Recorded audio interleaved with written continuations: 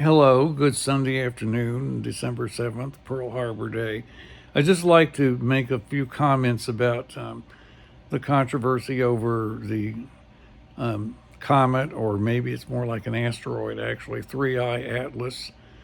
Um, there are a lot of the, I would say, clickbait channels on YouTube have been making up all kinds of, been reporting all kinds of stories and rumors about the object's path, and it's splitting into pieces and various back and forward outgassing and jets and so forth, and and particularly messages being heard or being received from it, some of which are alarming and say that our Earth is, our civilization is under quarantine, and a lot of messages that are very metaphysical about the nature of consciousness. That maybe this is a living organism somehow, or it's reports of seeing the inside structures that very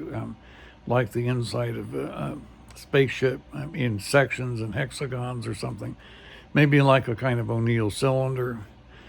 Um, and all kinds of speculations about where it's going: Mars, Jupiter, closer to Earth, changing direction, and all kinds of things.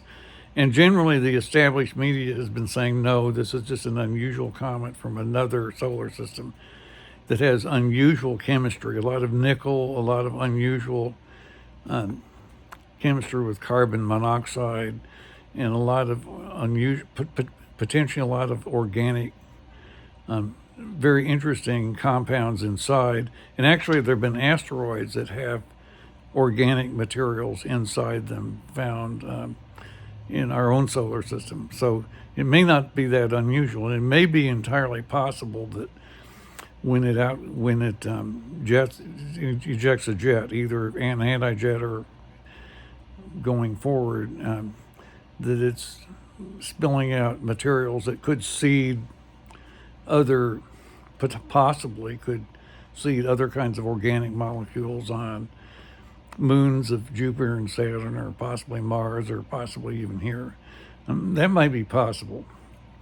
But to the best we know right now, it's a natural object. There's no report yet from any authoritative source that it is anything else other than a natural object, although unusual. And it shows us a lot about how asteroids or comets evolve around other kinds of stars besides ourselves. It's possible.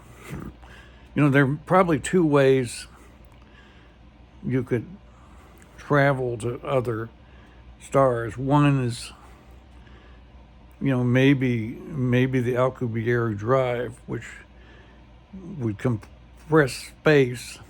That would sound to be very risky because it could destroy the vacuum decay constant or something. You'd have to really trust the engineers not to do that.